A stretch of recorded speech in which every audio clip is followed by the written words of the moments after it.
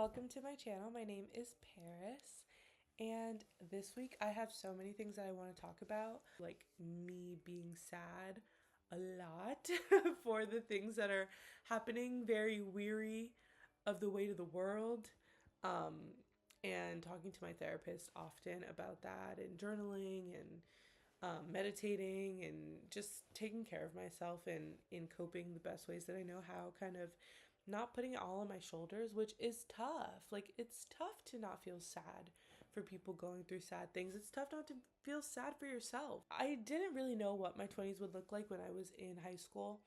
And I'm really grateful for where I am, but it makes me sad because I did not think that certain things that would be happening are still happening. Reading has helped me kind of cope, being able to escape in a book, kind of just stop doom scrolling for a second. And this is coming from someone who loves social media. I love being online, don't get me wrong.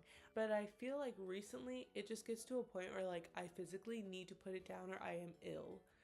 And when it gets to that point, I find that reading has really been super helpful for me, to not just feel so like lost.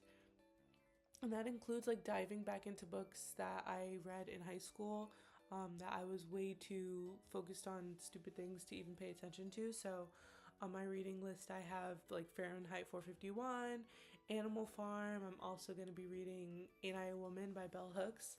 Last time I read a Bell Hooks book, had to put it down for 6 months because mom was dragging me something crazy. But I just think that reading and educating myself has been like the number one thing to kind of help me cope with how I'm feeling about just everything that's happening, because it is sad. But at the same time, also like reading romance books, kind of escapism in a way. Like I have a couple of romance books on my list that I'm so excited about, like Just for the Summer by Ashley Jimenez. And right now I'm reading Careering by Daisy Buchanan. I'm obsessed with that book. It's so good. But I find that like reading really, really has been like super helpful for me to just kind of allow myself to focus on something else and something that I have control over. That being said, I want to talk about hairstylists and my relationship with my hair. When I was probably like 8 or 9 years old, I had a very, very bad experience with a braider, where they just braided my hair entirely too tight. I was left with traction alopecia along my edges and a huge bald spot in the smack dab middle of my head. This is at like 8 years old. So my relationship with my hair ever since I was very, very young has been very complicated, and oftentimes very negative. I was very ashamed of my hair, honestly, if I'm gonna be honest, because I had that huge bald spot in the middle of my head. I had traction alopecia from the very tight pulling of the braids, and I just hated the way that my natural hair looked, and I tucked it under sew-ins and extensions as soon as I possibly could. I didn't want anyone to see my hair.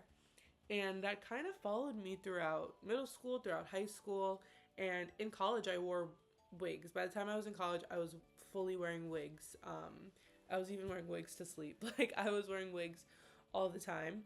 I had no idea how to take care of my hair. My hair was very brittle, breaking off all the time. My scalp was just like not the healthiest. My hair was not the healthiest, and I would just like hide it under these wigs. I started watching a ton of YouTube videos, and just like educating myself on my hair.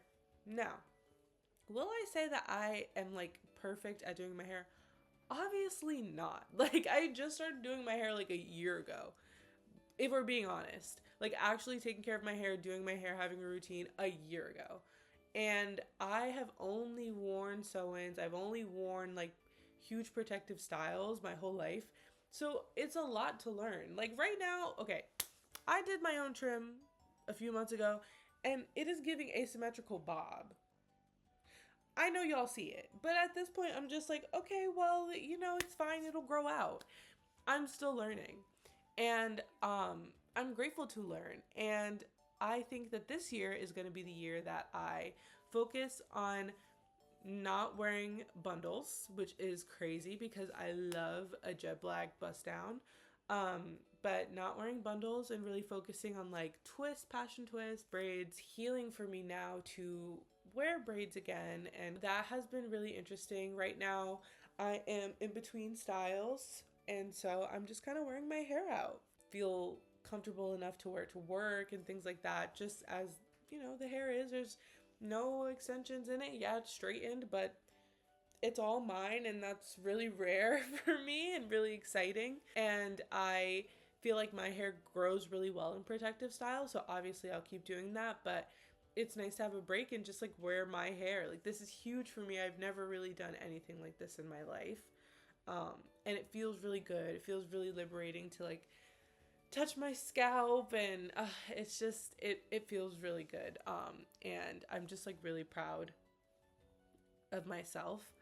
I definitely see myself like making the big Black woman migration to locks when I'm like 40 because I just want my hair to be done sometimes.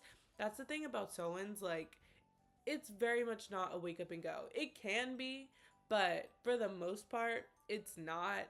And sometimes I just want to roll out of bed and like not have to worry about my hair. And so because of that, I definitely see locks in my future.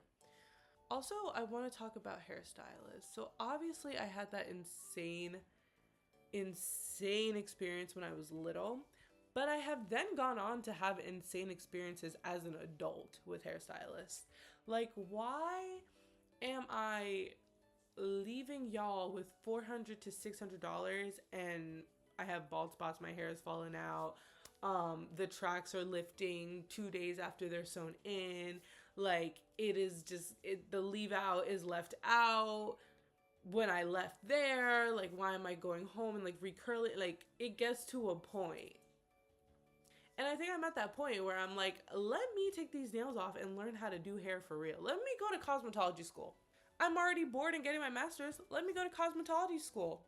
Since y'all want to play in my head so bad, let me learn how to do it. Because it gets to a point. It gets to a point. Like, I'm leaving here with half a rent payment out of my pocket, and I hate my hair on top of that. Like, what is going on? I don't know if there needs to be like a reset and like go back to the prices of 10 years ago, go back to the customer service of 10, 15 years ago.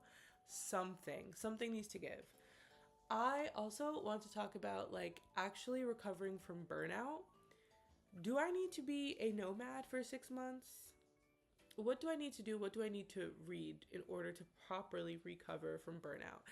I feel like I'm burnt out from like middle school.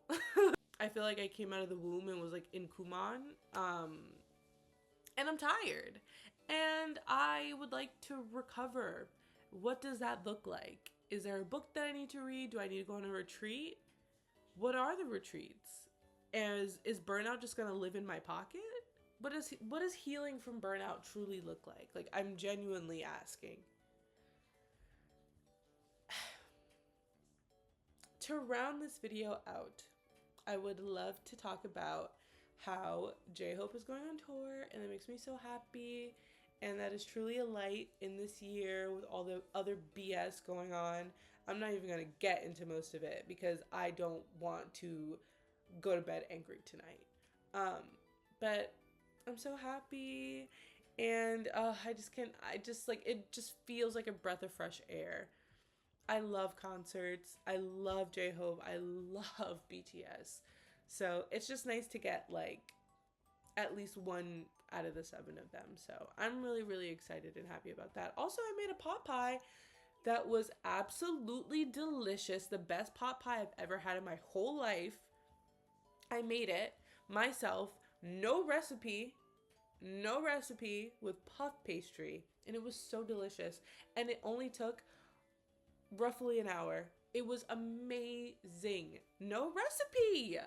I literally can do anything I set my mind to. It was amazing. That made me feel really good. And I'm gonna take the wins where I can. And I hope y'all enjoyed this video. And I will see you next week. Bye.